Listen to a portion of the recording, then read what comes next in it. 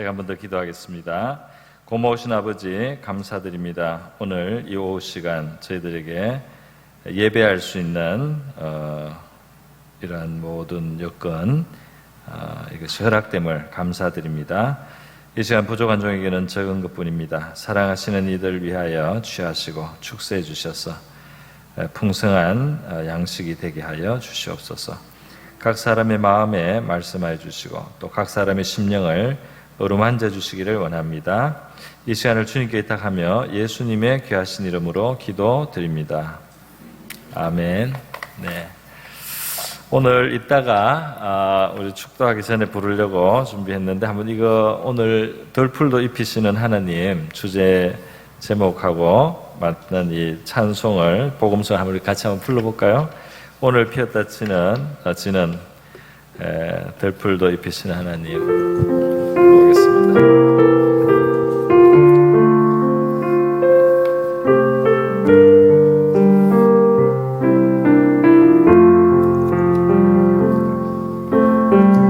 오늘 피었다 지는 덜풀도 입히시는 하나님 더 입히는 하나님 진흙 같은 몸을 정금 같게 하시네. 오늘 피었다 한 번 더. 오늘 나는 새들도 먹이는 하나님 하물며 우리며 염려 필요 없네.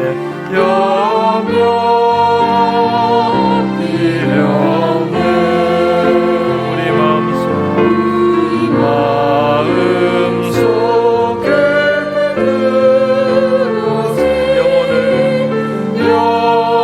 영혼을 내리신 주님이 계신 영원한 생명을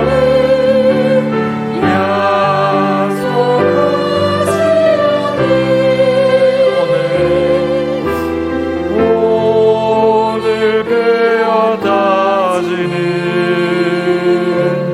들풀도 입히는 하나님 진흙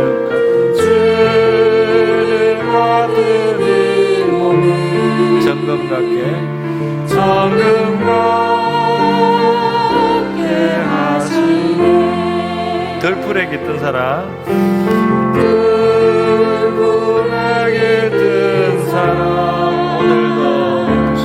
오늘도 배부르는 주님 온 땅에 전하는 그 사랑 그 심이라 푸른 하늘을 나는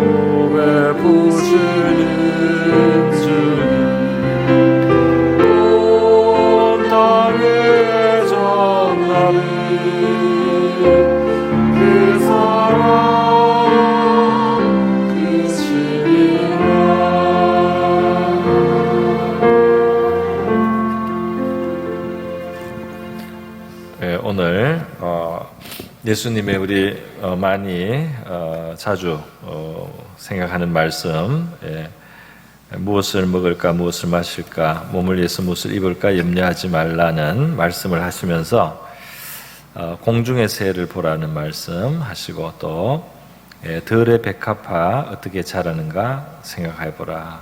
그리고 이 내일 아궁이에 던져지는 들풀도 하나님이 이렇게 입히시거늘 하물며 너일까 보냐 믿음이 작은 자들아. 이 30절 내일 아궁이에 던지는 들풀도 하나님이 이렇게 입히시거늘 하물며 너일까 보냐 믿음이 작은 자들아. 여기서 이제 들풀을 입히시는 하나님 이렇게 제목이 나왔습니다.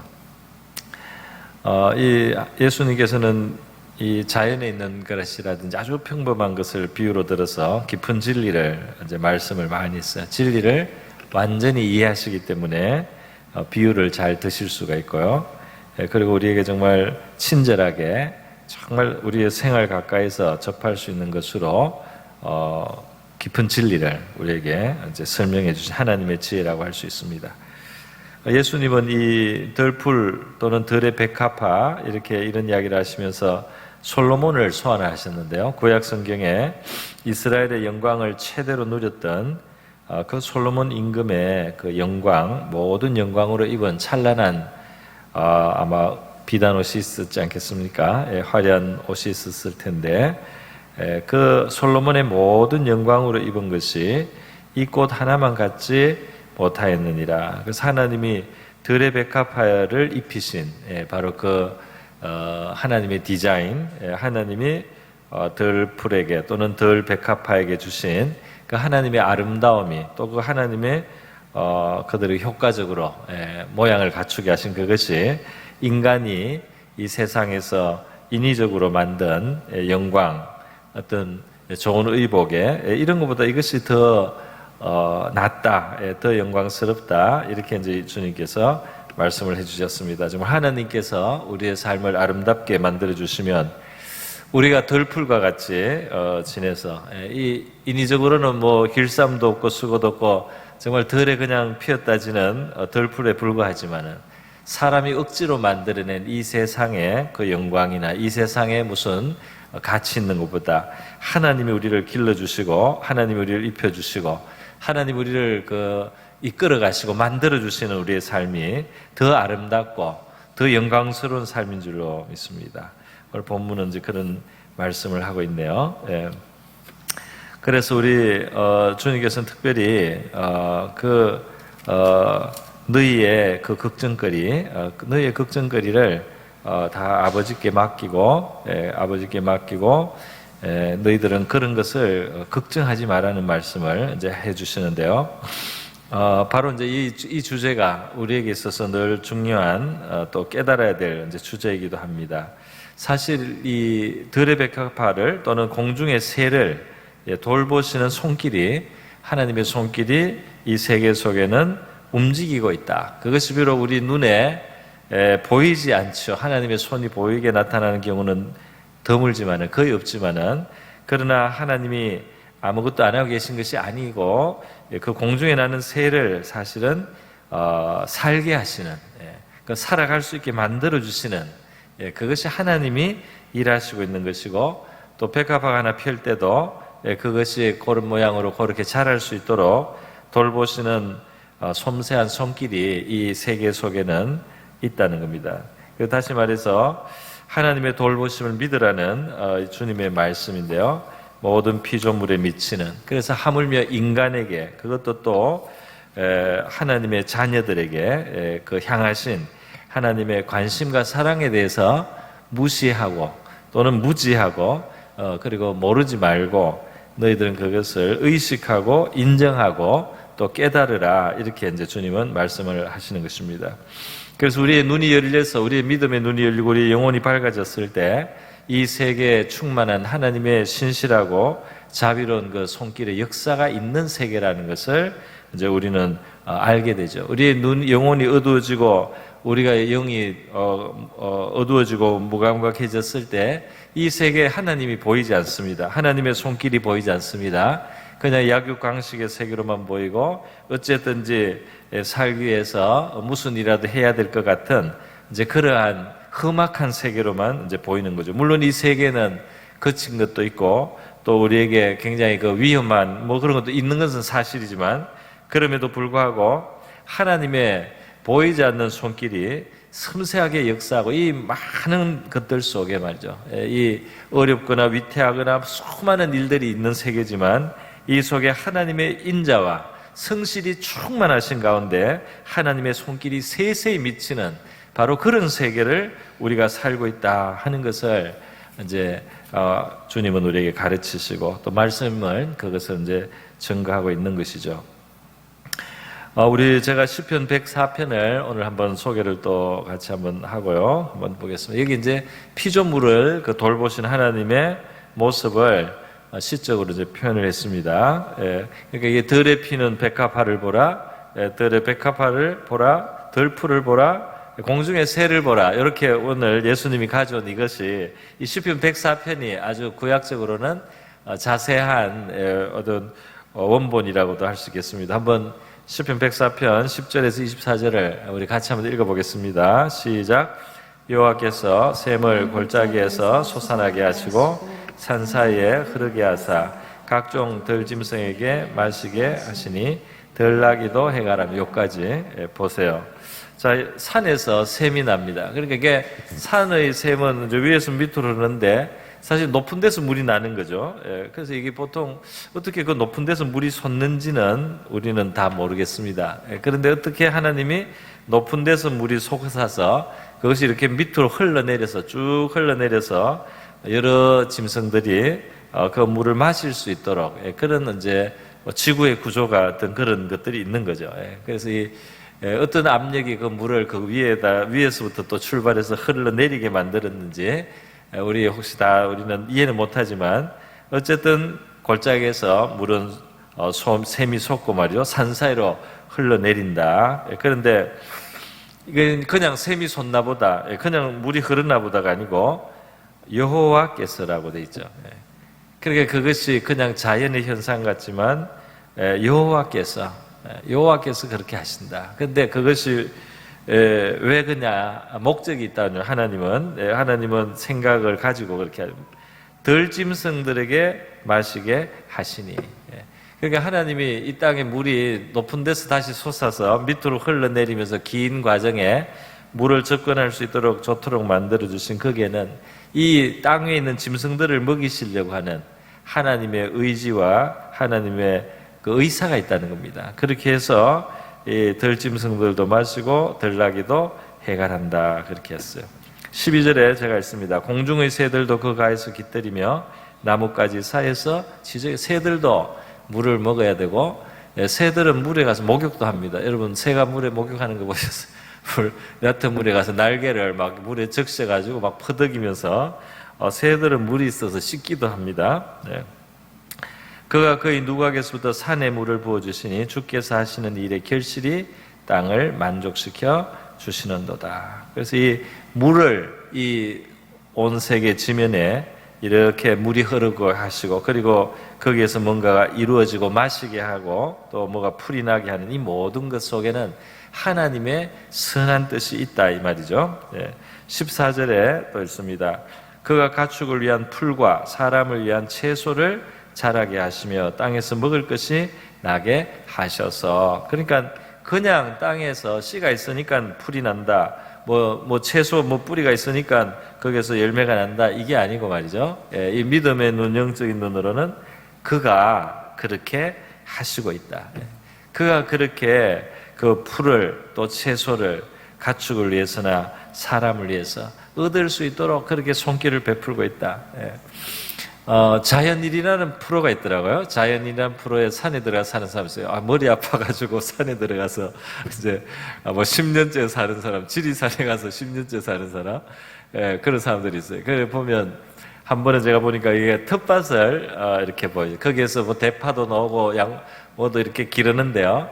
텃밭이 요만큼만 있어도 자기가 먹고 남을 만큼 텃밭에서 많이 난다는 거예요. 거기에 조금만 심어도 뭐 계속 실컷 먹을 수 있다고 그렇게 자랑을 하는 걸 봤습니다. 그러니까 하나님께서 이 채소가 사람을 위해서 필요하고 또 가축들은 먹을 풀이 필요한데 그 하나님이 씨앗이 흩어지는 방법이나 그게 자연스럽게 자라거나 냉이 달래가 이렇게 해서 먹을거리가 되는 이 모든 것 속에는 우리 인간을 향하신 피조물들을 향하신 사람, 동물 다 포함해서요 그 하나님의 자비하심이 그 속에는 있다는 겁니다. 15절에 사람의 마음을 기쁘게 하는 포도주와 사람의 얼굴을 윤택하게 하는 기름과 사람의 마음을 힘있게 하는 양식을 주셨도다. 그래서 이 양식을 우리가 물론 수고도 하고 농사 짓거나 뭐 또 우리가 지불하고 얻기도 하지만 이것이 근본이 우리 하나님께서 사람을 윤택하게 몸과 마음에 힘이 되도록 그렇게 하나님이 자연 만물 가운데 우리의 먹을거리를 만들어 두셨다는 것이죠.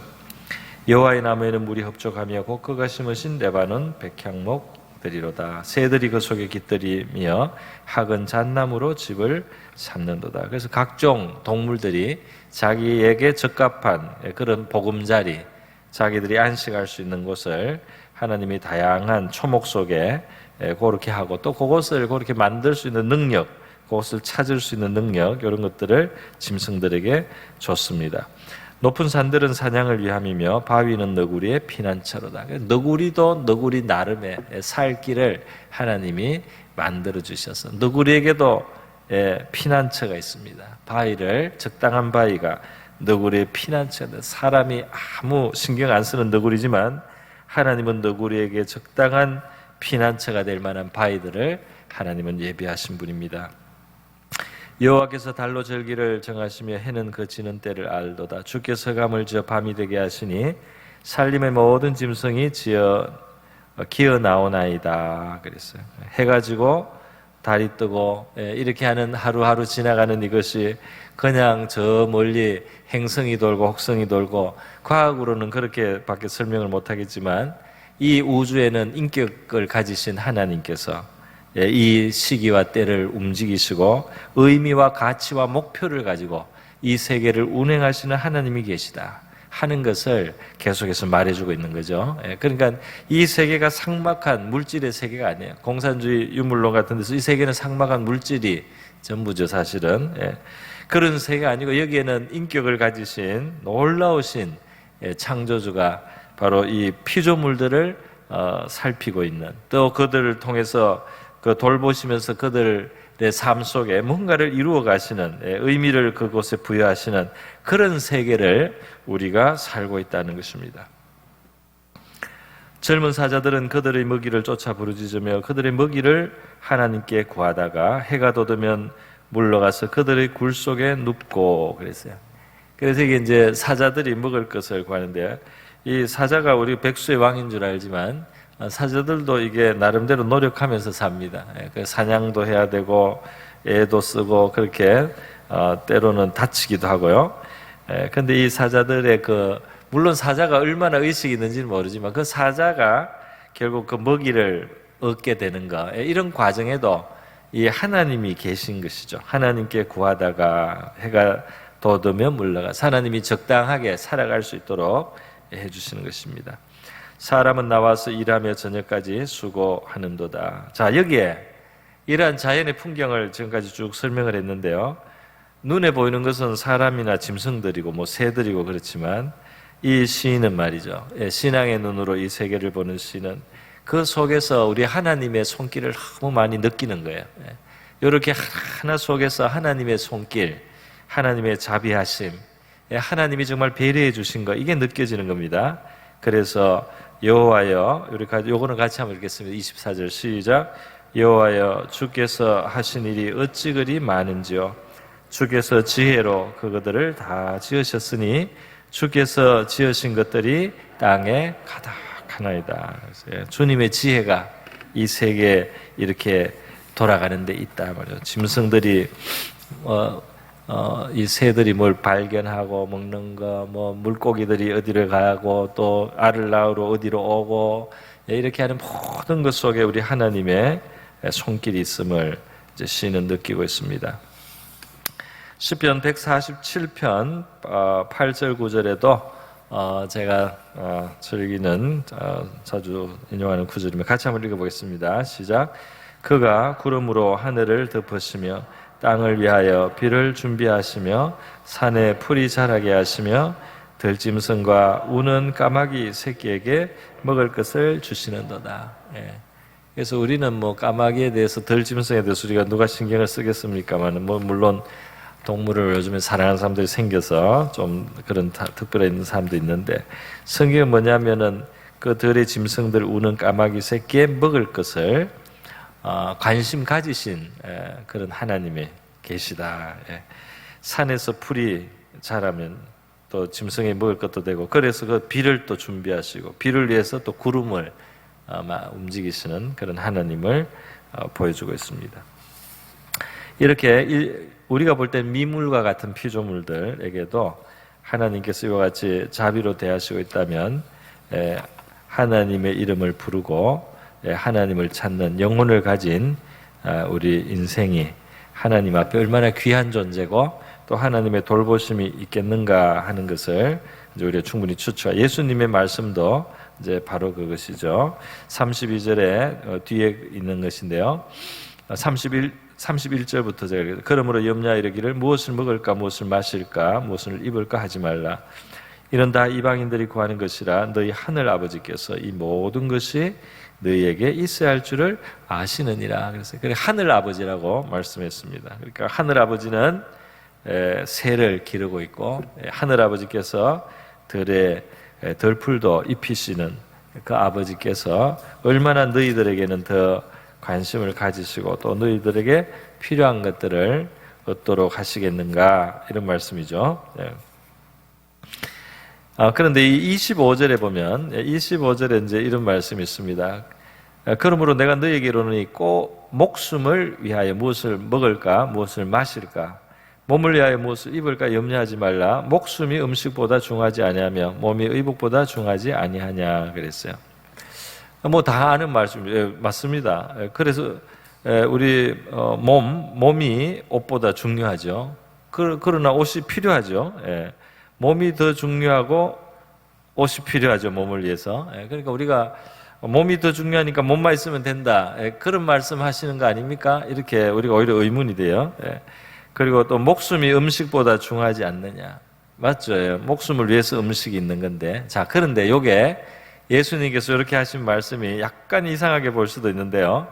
그래서 어쩌란 말입니까? 그러면 더 중요한 것만 있으면 됩니까? 덜 중요한 옷은 필요 없고 덜 중요한 음식은 없어도 됩니까?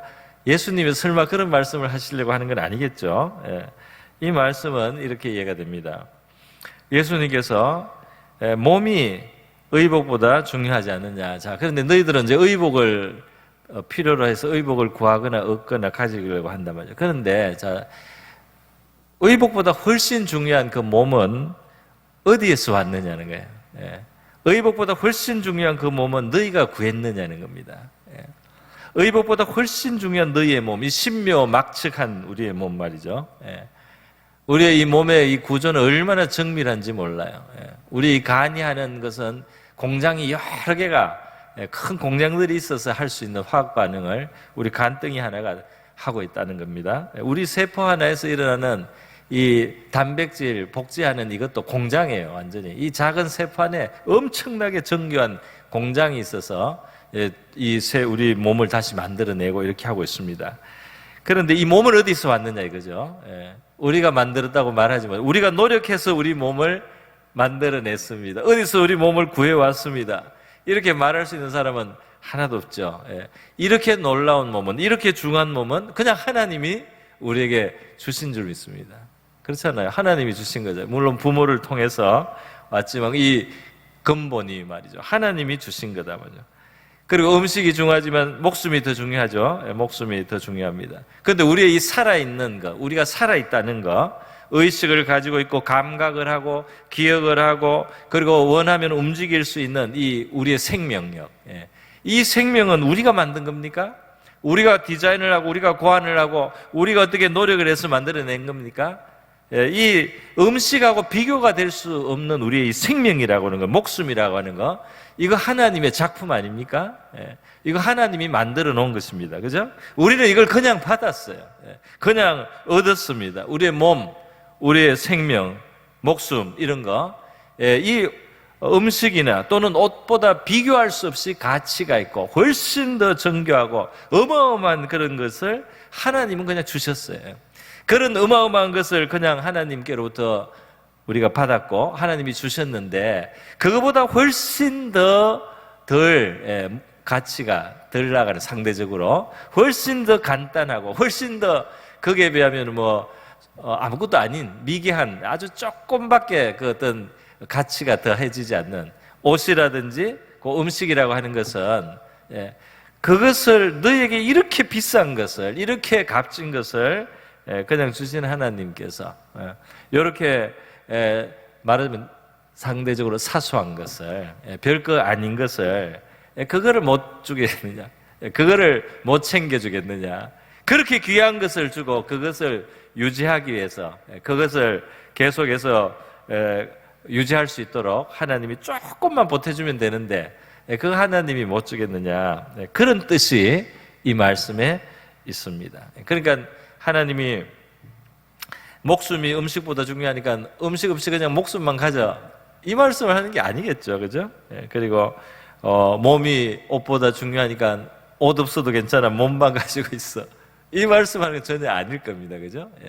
훨씬 더 가치 있고 어마어마하게 중요한 진짜 아주 그냥 메인을 주신 하나님이, 거기에 조금 부속처럼 필요한 거, 거기에 조금 그냥 딸려서 필요한 거, 그것도 하나님께서 충분히 생각하시고 채워주시리라고 너희들은 기대할 수 있지 않겠느냐 하는 이런 하나님의, 주님의 뜻이 들어있는 줄 믿습니다. 실제 우리가 창세기를 보면은 사람과 동물들 6일날 이렇게 주로 창조되는데요.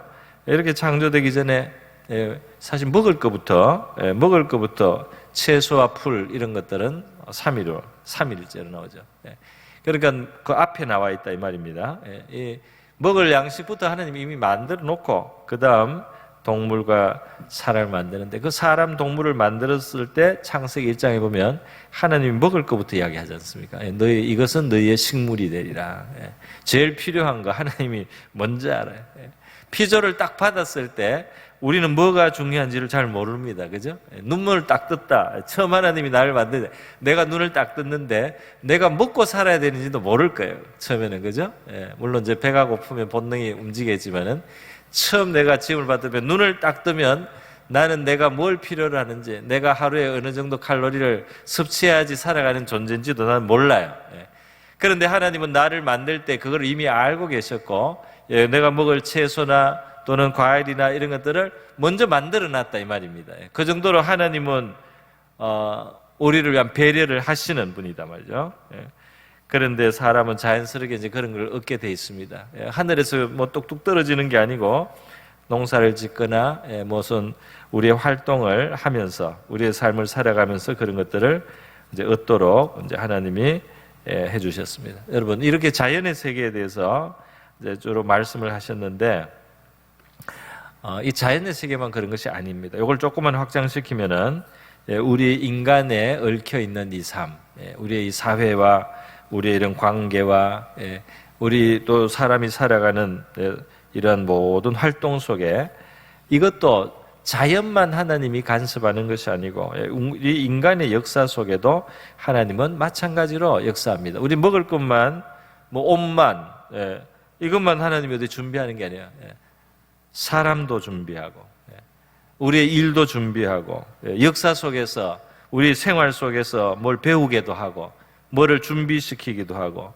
위로를 받게도 하고 어떤 고난을 통과하게도 하고 이런 모든 일 속에도 하나님이 사실 일하십니다. 그러니까 하나님은 동물들만 상대하고 자연의 해와 비와 달 이런 것만 물만 상관하는 게 아니잖아요. 그러니까 모든 우리의 삶, 우리를 에워싸있는 자연적인 사회적인 모든 것들이 하나님의 손안에 있고 하나님은 거기에 섬세한 손길로 역사하시는 하나님이신 줄 믿습니다. 성경이 그렇게 말하고 있죠. 네, 전에도 한번 소개한 적이 있는데 제가 또 소개할 한 사람이 있습니다.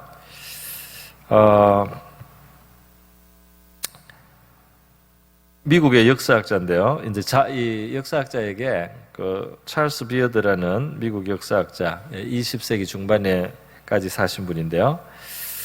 이제 이 사람에게 어떤 사람들이 와서 당신은 역사를 그렇게 많이 공부를 했고 수많은 이 세상에서 일어난 일, 그 배경, 그 과정, 그 결과, 그 의미, 수많은 사건들, 수많은 나라 민족들의 수많은 역사들을 다 공부를 많이 하셨는데 거기에 그것을 좀 압축해서 그 역사 속에 우리 인간이 가져야 될, 배워야 될 교훈이 있다면 좀 얇은 책으로 써주시면 좋겠습니다. 이렇게 부탁을 했어요. 그랬더니 찰스 비어드가 얇은 책요? 얇은 책 필요 없습니다. 내가 네 문장으로 할 수 있습니다. 내가 역사를 이제까지 평생 공부하고 역사가 우리에게 주는 교훈이 있습니다. 네 가지가 딱 있습니다. 그래서 찰스 비어드가 한 역사의 교훈을 보면요, 놀랍게도 이게 하나님이 계셔야 되는 그런 교훈이에요. 그러니까 이 역사, 그냥 역사적인 객관적인 역사만 깊이 들여다봐도 그것이 그냥 심상치 않아요. 그거는 그냥 우연이 아니에요. 그건 어떤 동물의 세계, 유물론의 세계, 그냥 그런 게 아니에요. 거기에는 의미가 있고, 거기에는 어떤 가치가 있고, 어떤 목적이 이루어지고 있는 삶이라는 것을 이 역사학자가 말을 했습니다. 먼저 비어드 얼굴을 한번 보여드리겠습니다. 찰스 비어드, 공부 많이 하신 것 같죠? 뒤에 책이 있습니다. 자, 비어드가 평생 연구한 건데 오늘 여러분은 오후 예배 시간에 와서 금방 그러니까 30분 만에 비어드의 그 역사의 교훈을 다 배우는 거예요. 첫 번째 말을 했습니다. 특이한데요. 이렇게 말했어요. 신은, 그러니까 이제 신이라는, 이게 우리 성경의 신인지 자기 나름의 신인지는 모르겠지만 신이라고 했습니다. 뭔가 존재가 계신데, 신은 파멸시키기 원하는 자가 있으면 그로 하여금 먼저 권력에 미치게 한다 그랬어요. 어떤 사람이 너무 욕심을 내고 너무 힘을 휘두르고 너무 자기를 높일 때 그 사람은 파멸되기 직전이다. 역사의 교훈이다 이 말입니다. 그래서 마치 신이 사람을 망하기로 작정을 했을 때 이 사람이 완전히 자기 도취에 빠져가지고 권력을 힘두르고 남을 함부로 대하고 그렇게 자기가 무슨 슈퍼맨처럼 된 것처럼 그렇게 도취되게 되면 그 다음 단계는 패망이다. 그것이 역사에 계속 일어나는 교훈이다. 그런 것을 그렇게 표현했습니다. 신은 무너뜨리기를 원하는 자가 있으면 그로 하여금 먼저 권력에 미치게 하더라. 두 번째, 비어드가 또 이렇게 말했습니다. 하나님의 맷돌은 천천히 돌아가지만 아주 곱게 갈린다 그랬어요. 역사를 보니까 정의가 실현되더라는 거예요. 심판의 맷돌이 돕니다. 그런데 천천히 돌아서 이게 금방 심판이 아리나였기 때문에 이 세상은 정의가 안 이루어지는 것처럼 보여요. 그리고 이게 금방 속 시원하고 눈앞에서 안 펼쳐지기 때문에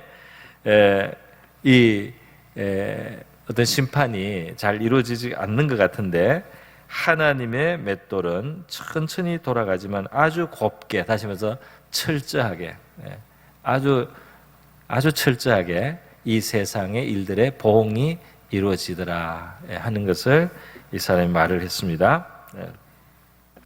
세 번째로 뭐라고 했느냐면 벌은 그가 꽃가루를 훔치는 꽃으로 열매를 맺게 한다. 그런 벌, 쏘는 벌 있잖아요. 이 벌이 사실은 꽃을 도와주려고 가는 건 아닙니다. 꽃이 예뻐서 감탄해서 가는 게 아니에요. 이 벌의 목적은 딱 하나, 이 꿀을 따가는 겁니다. 그냥 뺏어 가는 거죠. 말하자면 증거 없이 뺏어 가려고 사실 온 거예요. 그래서 벌이 이제 그 꿀을 따러 왔는데 그 꿀을 따는 과정에서 이 꽃가루가 이제 묻혀지면서요, 사실은 이제 꽃은 열매를 맺는 그 플러스가 이루어지는 거죠. 사실 꽃은 뺏기는 거죠. 꿀을 뺏기는 거지만 또 어떻게 보면 그것이 바로 이제 하나님의 그 희한한 메커니즘인데, 벌은 도와주려고 간 것도 아니고 그냥 자기 욕심 때문에, 자기 또 목적 때문에, 자기 이익을 위해서 벌은 꽃으로부터 훔쳐가지만 그러나 그것 때문에 꽃은 열매로. 이 세상 일은 간단하지가 않아서요. 피해를 입은 것 같지만은 해를 받은 것 같고 불리한 것 같은데 그것이 맺는 열매들이 있는데 그것이 상당한 열매를 맺는 경우들이 역사에서 많이 보인다. 우리는 성경에서 보잖아요.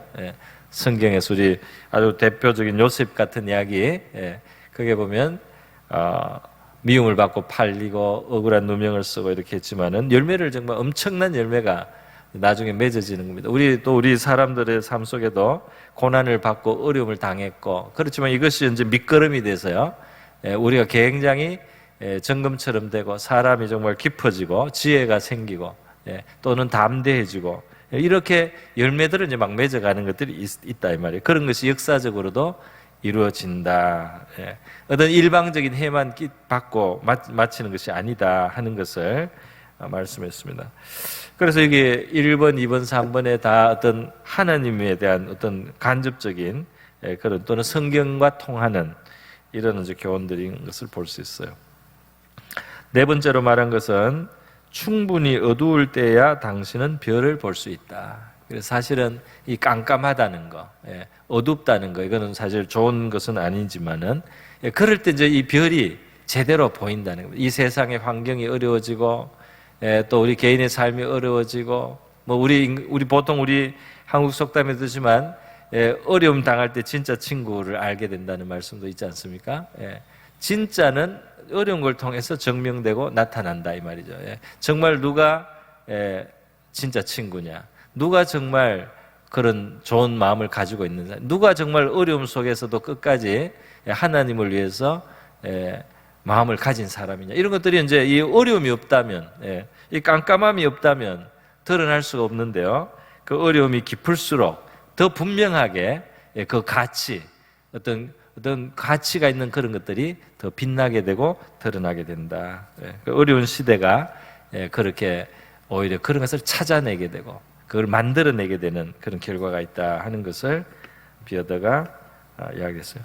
이런 것을 보니까 이제 이것은 성경하고 잘 맞아요. 성경하고 굉장히 맥락이 잘 통하는 역사가가 역사를 진짜 많이 연구했더니 그게 뭔가 하나님의 손길 같은 하나님의 어떤 심판의 손길, 또 하나님께서 그 악을 심판하는 방법, 참 그 아이러니하죠. 이기는 것 같은데 지고 지는 것 같은데 이기는 그런 일들이 이 세계 속에 있다는 겁니다. 그리고 어려움과 시련도 필요하고 가치가 있고 그것이 만들어내는 생산적이고 어떤 유익한 것들이 있다. 이런 것들을 이 역사학자가 이야기를 했습니다. 그런데 그렇게 이제 되는 거 바로 하나님의 손길이 우리는 성경에서 여러 곳에서 하나님이 그런 식으로 이 세계 속에 일하시고 역사하신다 하는 걸 우리는 성경에서 이제 보는 것이죠. 네. 자, 그렇기 때문에 여러분 우리 하나님의 지혜와 사랑도 있고 진실하심이 보이지 않게 역사하고 있는 그런 세계를 우리가 살아가고 있다는 이 사실을 우리가 기억할 수 있기를 바랍니다. 하나님을 인정하지 않고 어떤 우리가 탐욕이나 어떤 아주 이기적인 마음이나 악한 마음으로 그렇게 사는 것이 그게 더 유리하다라든지 이런 생각을 가지는 것은 이 하나님의 이 진리의 빛 아래서 보면 너무너무 어리석은 생각이 되는 겁니다. 하나님은 너무나 진실하고 참되시고 또 신실하시며 자비로우시고 지혜가 충만하신 그 하나님이 계시기 때문에 우리는 그 하나님을 의지할 수 있고 또 그 하나님 앞에 합당하게 살아가야 할 줄 믿습니다. 우리 의인이 넘어져도 다시 일어나게 되며 의인의 자손들이 결식하지 않고 그리고 의인의 후대를 강건하게 강성하게 만들어 주신다 하는 시편에 있는 고백들이 있어요. 인간사를 보면서 하나님이 정말 신실하다, 진실하다 하는 것을 보는 것입니다. 우리의 눈이 어두워지면 하나님의 선한 손길 보이지 않습니다. 하나님이 우리를 도우시는 손길, 또 우리를 막는 손길, 때로 우리를 좀 혼내서 깨우쳐 주시고 있는 손길, 이런 걸 우리가 모르고 있을 수가 있습니다. 그런데 하나님은 자비하심 속에서 그의 손길로 우리의 삶을 단순히 먹을 것 챙겨주고 입을 것 챙겨주는 정도를 넘어서서 우리를 양육하시고 있고 가르치시고 있고 교훈하시고 있고 우리의 영혼을 더 높은 차원으로 인도하시기 위해서 역사하시는 하나님의 손길이 우리의 삶 속에 있는 줄 믿습니다. 그래서 먹고 입고 사는 것이 전부가 아니에요. 그 이상의 가치가 있습니다. 오늘 이 본문의 표현으로는 그의 나라와 의라고 하는 더 높은 가치가 있단 말이죠. 우리가 왜 먹어야 되고 입어야 되고 왜 입어야 되느냐? 왜 우리가 이런 물질 생활 필요하냐? 그 자체를 목적으로 살아가는 것은 그것은 초점이 지금 잘못 맞죠. 그것도 필요하지만 결국 그런 것들을 하나님이 챙겨주시고 우리가 얻게 하시고 이렇게 하는 일은 그 하나님의 목적이 하나님의 나라와 의라고 하는 높은 목표가 있다. 우리 인간이 걸어가야 될 길, 하나님의 뜻이 이루어지게 하는 바로 하나님의 나라, 하나님이 기뻐하시는 하나님의 도, 하나님의 의를 추구하는 바로 그런 인생을 살아가라고 하나님이 우리를 이 땅에 두셨다는 겁니다. 할렐루야. 그러니까 먹을 것, 입을 것, 물질 생활 거기에만 매이지 말고, 물론 이제 기본을 해결하기 위해서 우리가 노력도 하지만 그것은 하나의 받침이고요. 또 하나님이 도와주신단 말이에요. 그러니까 우리가 가야 될 그 더 높은 목표, 그의 나라와 의를 구하라고 우리를 이 땅에 살게 하신다는 사실을 알고 그 목표를 바라보면서 살아가는 저와 여러분 될 수 있기를 바랍니다. 그렇게 할 때 그 모든 것을 더해 주시는 하나님의 손길을 우리는 더 체험하게 될 줄로 믿습니다. 우리 다 같이 기도하겠습니다.